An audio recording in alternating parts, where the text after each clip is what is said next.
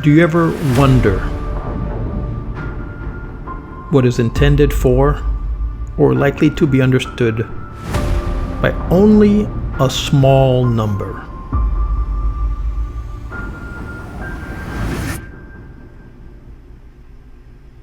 The traditional beliefs, customs, and stories of a community.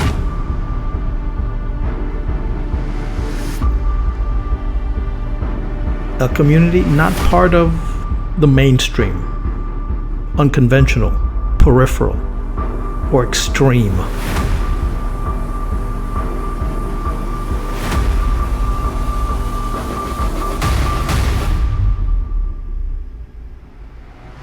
Part of an anthology, a published collection of poems or other pieces of writing.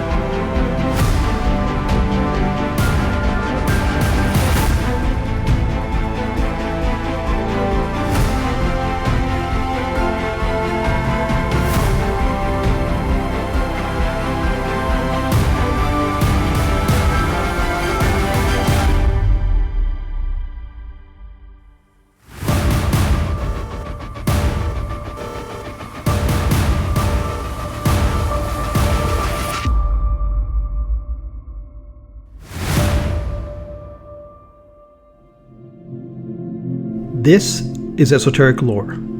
I'm your host, Edward Aponte, where I push you to ponder the fringes of folklore.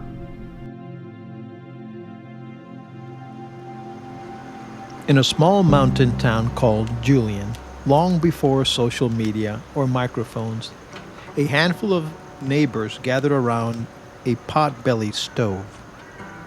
They called it the Hot Stove Society, a place where miners, merchants, and dreamers claimed to solve the world's problems, one story at a time.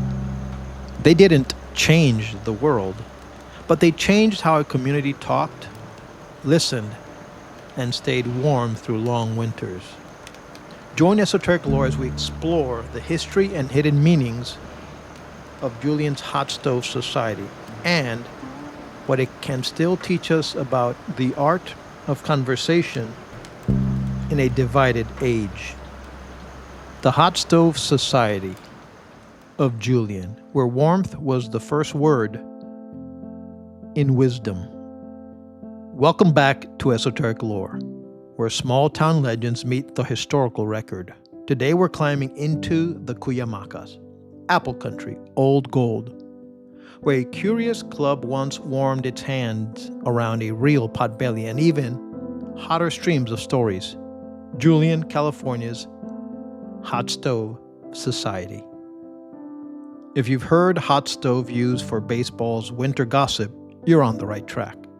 In the late 1800s and early 1900s, hot stove became America's shorthand for off-season chatter. Local men gathered around the heat source, trading news, arguing politics, telling tall tales. Julian had its own version. We can still trace it on the ground today. Picture Main Street, Julian. Storefronts and miners turned merchants. One building in particular anchors the tale. The Wilcox Building, erected in 1872, it served as a general store, post office, stage stop, even a telephone exchange. Its owner, Horace Fenton Wilcox, didn't just sell dry goods, he presided over the town's Hot Stove Society, an informal gathering where locals spun yarn and solved the world's problems. That phrasing isn't mine, it shows up in historical summaries and plaques associated with the building. Where was this on Julian's Main Street? Julian's Hot Stove Society wasn't a formal, chartered club with bylaws. Think of it as a standing salon. Neighbors gather around Wilcox stove to talk mining, weather, politics, and whatever the weekly paper didn't or did print. Sources characterize it as a men's gathering that reached peak popularity around the turn of the 20th century. The tone, storytelling, debates, civic gossip, the social network of a mountain town before radio, let alone Wi-Fi. It's easy to hear the cadence. A miner's boots by the potbelly stove, a rancher's opinion about water rights, an argument over road funds punctuated by laughter when someone's tall tale outpacked and paced the snowbanks of Vulcan Mountain. The Hot Stove Society of Julian was remembered as an informal circle of town folk, mostly men who gathered in Horace's Wilcox General Store around the potbelly stove to swap stories, debate politics, and, quote, solve the world's problems. That last phrase shows up in local marker, texts, and tourism write-ups. But it's meant tongue-in-cheek. The idea was that their conversations, they imagined solving everything from mining disputes to international affairs, but their influence didn't extend beyond Main Street. In other words, they were practicing the old age frontier pastime of talking big around the stove. Their discussions probably helped shape local consensus on roads, schools, or community projects, but there's no historical evidence they actually resolved the world's problems. The phrase solving world problems is part of the folklore that keeps their gathering alive in memory, rather than a literal record of achievements. So after all this history, the obvious question is, what does a little mountain town hot stove society have to say to us now, when our civil and political discourse feels more like a brush fire than a cozy circle?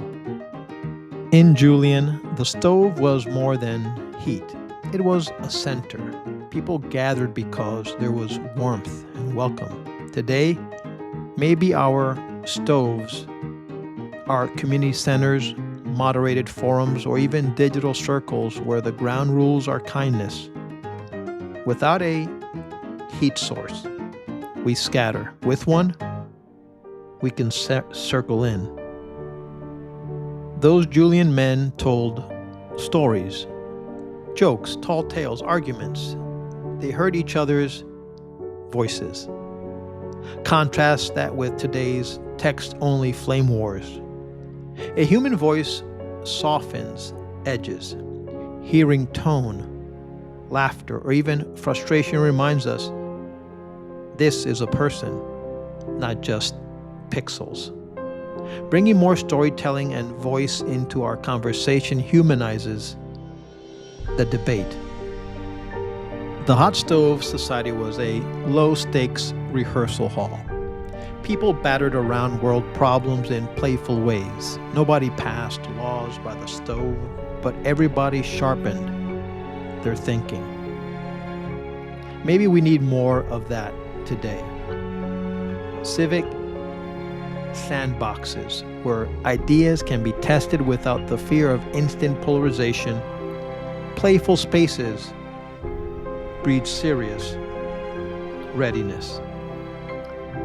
Tall tales, exaggerations, humor ran through the Hot Stove Society.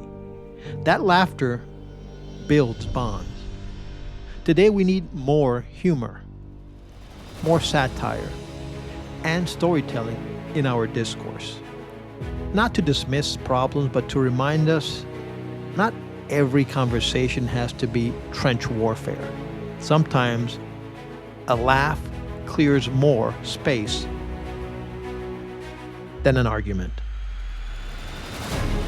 Those Julian citizens talked big about world problems, but in truth, they were mapping the world onto their valley. That's a lesson. When we talk politics, start local. Frame global issues through the lens of our water, our schools, our family. Anchoring the abstract makes it real. So, what can the Hot Stove Society teach us? That maybe discourse isn't about instant solution. It's about gathering, warming together, and keeping the conversation alive.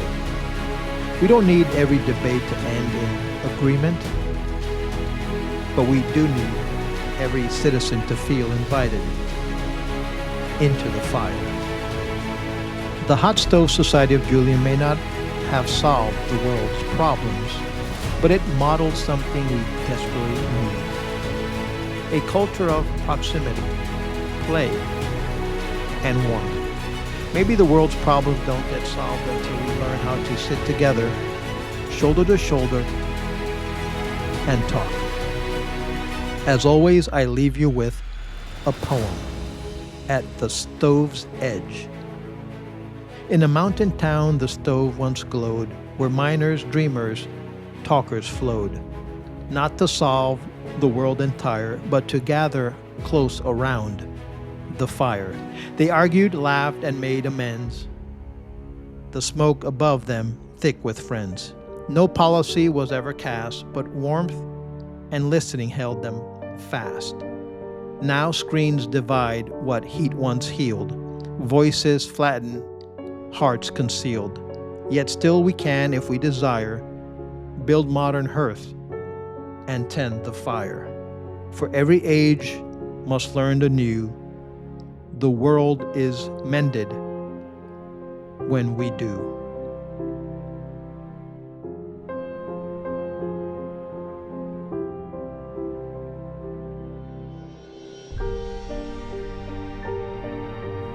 If you like this video, please subscribe, share, and give us a thumbs up. Thanks for watching. See you next time.